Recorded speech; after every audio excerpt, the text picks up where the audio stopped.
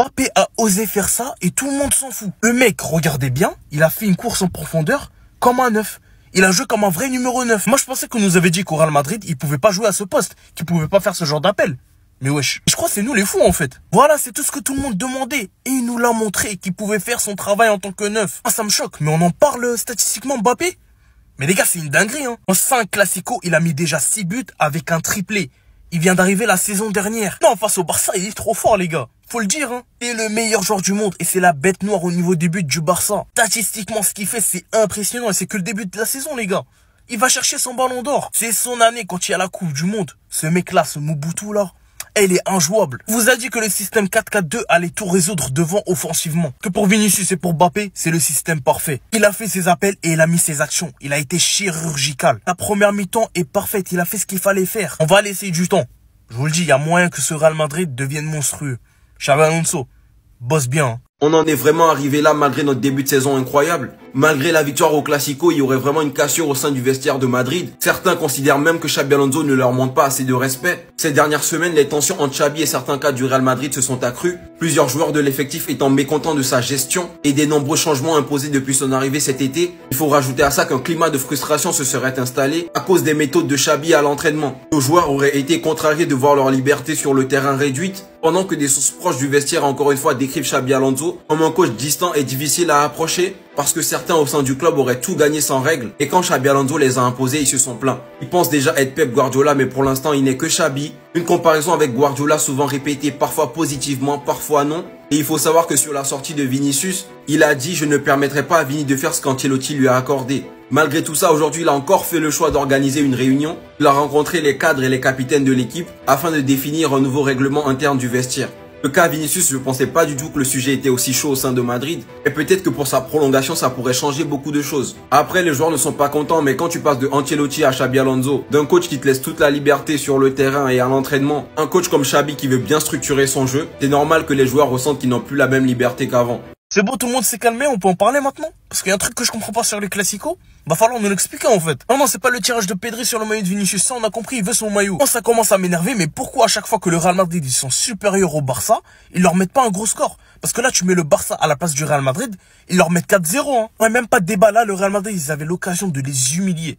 Avec un 4-0 facile. Maintenant si on met ça de côté, franchement... Hein, vous vous rendez pas compte de ce que ça signifie cette victoire. Parce que déjà le Real Madrid de Xabi Alonso jusqu'à maintenant, c'est 13 matchs, 12 victoires, 30 buts marqués, premier du championnat et 3 victoires en Champions League et une victoire en Classico. Tu mets 5 points d'avance en championnat sur le Barça, surtout niveau confiance, mentalement dans le vestiaire, ça va tout changer. T'as plus ce complexe d'infériorité. Face aux grosses équipes, tu vas commencer les matchs tellement différemment. Tu vas plus avoir cette trouille d'être face au PSG, Liverpool, Barça ou autre. Je vous le dis dès maintenant, la Liga, elle est déjà pliée. On va gagner le championnat. Et en Ligue des Champions, c'est là où il y a du questionnement. Est-ce que tu vas réussir à avoir un parcours favorable? Et est-ce que tu vas vraiment encore plus évoluer? Vas-y, tu peux le faire. Tu sais marquer, t'es le meilleur. Vous vous en doutez bien, il n'a pas marqué. Et comme 99% de ses coups francs, ça a fini où? Dans le mur. Et comme disait Messi, il y a ceux qui visent les records et il y a ceux qui visent les trophées. Depuis que CR7 il est arrivé en Arabie Saoudite, il a joué 13 compétitions. Il a perdu les 13. Ah mais c'est un fait, hein, vous pouvez compter. Hein. La première saison 1, 2, 3, ensuite 4, et là on en est déjà à 2. Et la saison elle n'est pas finie. Hier soir, ils ont perdu contre l'équipe de Benzema à l'Ittihad. Je vous jure, j'ai regardé le match. Pour la première fois, je regarde un match de Saudi League, entre guillemets, en entier. Là, c'était de la coupe, c'était pas de la Saudi League, mais bon, vous m'avez compris.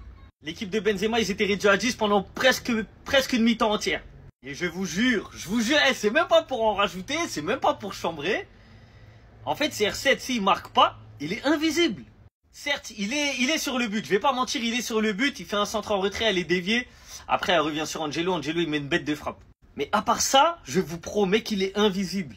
Le seul joueur qu'on a vu sur le terrain, il lève la main. Franchement, j'espère qu'en 4 ans, il va gagner au moins un trophée en Arabie Saoudite parce que c'est inquiétant.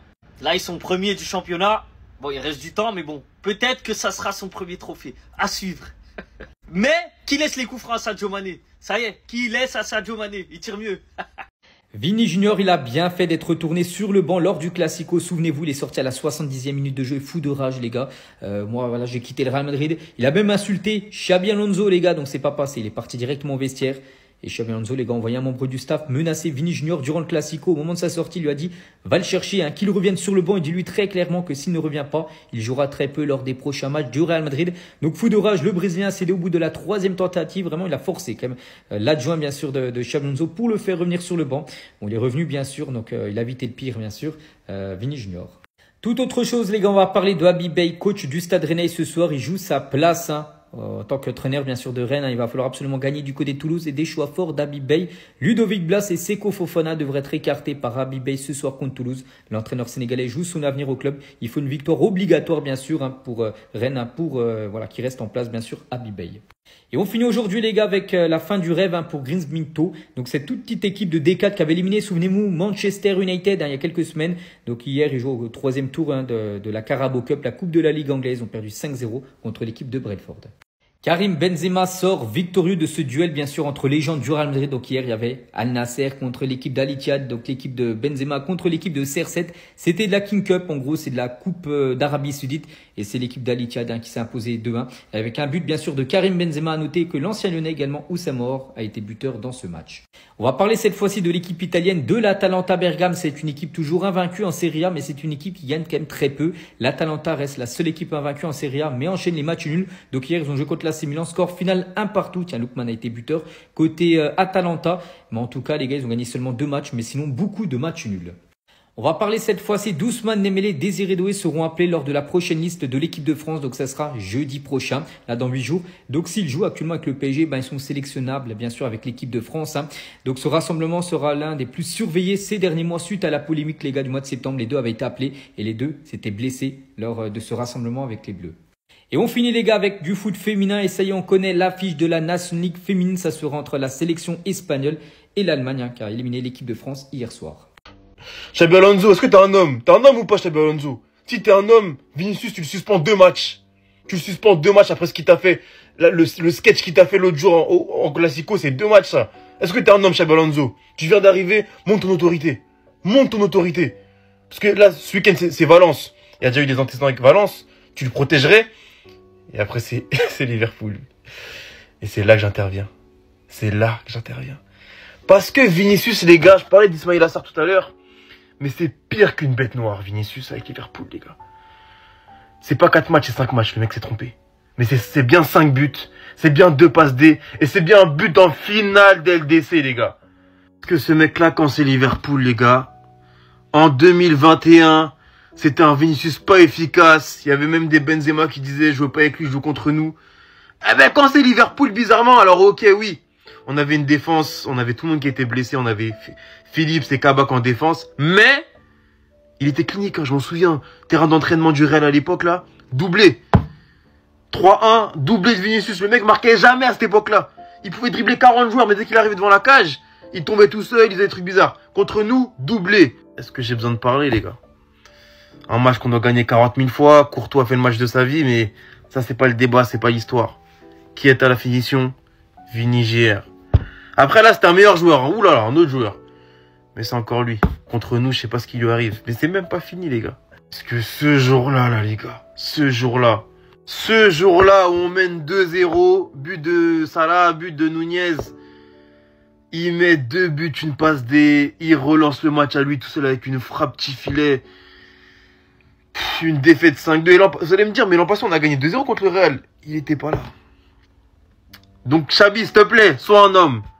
Monte ton autorité et prive ce mec dans le field parce que, en plus, avec la défense actuelle, je suis pas serein.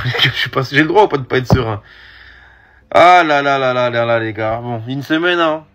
On va voir, mais Xabi, sois un homme. C'est tout ce que je veux dire. Le logo, il est là, je l'embrasse. Au revoir. Pau. L'équipe, j'ai une révélation à vous faire sur le père de Lamine Yamal. Vous l'avez vu, la Mounir. Vous avez l'impression qu'il est pour le FC Barcelone, qu'il est à fond derrière le club, qu'il veut œuvrer pour son bien. Écoutez.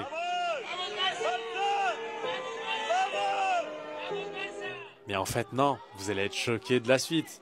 Parce que c'est tout simplement un supporter du Real Madrid. Et je pense même qu'il est infiltré par la Casablanca pour venir semer la zizanie au sein de votre club. Regardez-le en train de fêter l'avant-dernière Champions League à Mestalla.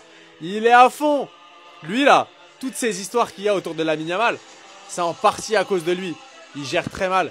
Mais vous croyez quoi? En fait là, il est juste là pour foutre la zizanie, pour semer le bordel comme on dit. Vous en pensez?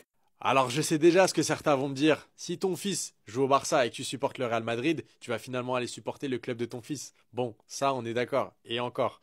Mais là, ce monsieur-là, quand il est en live sur TikTok et qui déclare « Mon fils va cuisiner le Real Madrid tout comme je suis en train de cuisiner ses nuggets », vous voyez bien qu'il est en train d'en faire un peu trop et qu'il joue contre vous. Son but ultime, il est à fond supporter du Real Madrid. C'est un ultra de la Casablanca, je pense. Et son objectif, c'est de saboter tous les plans du FC Barcelone, quitte à ruiner la carrière de son fils. Dites-moi ce que vous en pensez en commentaire, l'équipe. Les Madridistas, le dossier Xabi Alonso et la gestion de son effectif est en train de partir dans tous les sens du côté du Real Madrid. Vous avez sans doute dû louper ces quelques actus sur le dossier. Entre certains joueurs qui s'amusent à faire le comparatif entre la gestion de Alonso et celui de Carlo Ancelotti, certains proches de certains joueurs qui s'amusent à exprimer leur mécontentement concernant le côté très dur de Xabi Alonso au sein de l'effectif, ou encore un Xabi Alonso qui a été clair sur son objectif ou ses objectifs ainsi que sur la rigueur qu'il souhaite instaurer au sein de l'effectif.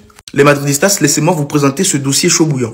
Mais juste avant, pour tous les Madrilènes qui ne souhaitent rien louper de l'actualité Madrid, ça se passe ici, donc n'hésitez pas à vous abonner. Allez, on enchaîne. Pour commencer, on a des sources proches du vestiaire qui décrivent Xabi Alonso comme un coach distant et difficile à approcher et déclarent « Certains ont tout gagné sans ces règles. Quand Xabi les a imposées, ils se sont plaints. Ce n'est pas un secret. Certains cas sont devenus publics. » Un proche d'un cadre du vestiaire ajoute « Il pense être Pep Guardiola, mais pour l'instant, il n'est que Xabi. » Une comparaison avec Guardiola souvent répétée parfois positivement, parfois non. En fait, déjà par rapport à ça, les proches en question, de quoi ils se mêlent? Et en vrai, laissez-moi vous rajouter une chose. Un entraîneur comme Carlo Ancelotti, il n'y en aura pas deux. Et c'est fini tout ça. Je trouve qu'il y a certains joueurs de l'effectif qui ont été trop dorlotés. Ils ont été trop pris pour des poussins. C'est-à-dire, ils ont vu Carlo Ancelotti comme leur daron et pas comme leur entraîneur. Oui, ça a beaucoup aidé par le passé. Oui, ça nous a rapporté des titres. Mais on a bien vu sur la dernière saison que ça ne suffisait plus. Ensuite, il y a des joueurs du Real Madrid qui auraient été contrariés de voir leur liberté sur le terrain réduite. Beaucoup comparent le style strict et exigeant de Xabi Alonso à celui beaucoup plus souple de Carlo Ancelotti. Et comme je l'ai dit, ça ne sert à rien de comparer. Des coachs comme Carlo Ancelotti qui viennent jouer les darons, je vous laisse me chercher dans le monde entier combien il en existe. Et ils font comme si tous les coachs du Real Madrid ont été comme Carlo Ancelotti. Zinedine Zidane, il était certes proche de ses joueurs, mais jamais il ne jouait le daron. Tu es bon, tu vas jouer, tu n'es pas bon, tu ne joueras pas. Il n'y a pas une histoire de on est amis, on est copains, non. Et surtout Zidane, je me rappelle très bien qu'il y avait le caractère qui jouait beaucoup avec lui. Est-ce que vous avez vu comment l'histoire s'est terminée entre Gareth Bale et Zidane? Zidane, c'est comme Xabi Alonso, il y a des comportements chez certains joueurs qu'il n'apprécie pas. Et c'est comme ça, on n'y peut rien. Ça reste des humains. Comme Carlo Ancelotti, il avait des problèmes avec des joueurs comme Hendrik, on ne sait pas pourquoi. Ensuite, à son arrivée en juin, Xabi Alonso a découvert un vestiaire madrilène habitué à des pratiques qu'il jugeait inadaptées à une équipe de haut niveau après 4 ans sous Carlo Ancelotti. Selon son entourage, beaucoup de mauvaises habitudes s'étaient installées. Mais le problème, c'est que ouais, ça a marché quelques années. Mais le football moderne, là, quand vous voyez les Paris Saint-Germain, vous voyez les Bayern Munich, ils n'ont pas des Carlo Ancelotti. Ils n'ont pas des darons qui vont venir commencer à caresser leurs joueurs dans le sens du poil. Non, ça ne marche pas comme ça. Et en plus, dès ses premiers jours, Xabi a envoyé un message clair avec lui. Tout le monde devra courir davantage et travailler plus sans ballon. Sans effort, aucune place n'est garantie dans le 11. Et on l'a bien vu. On donne l'exemple de Kylian. Kylian, il fait des choses aujourd'hui qu'il ne faisait pas avant. Courir sur le porteur de balle, essayer de mettre en place un pressing. Il ne le faisait pas. Et on est en train de le remarquer.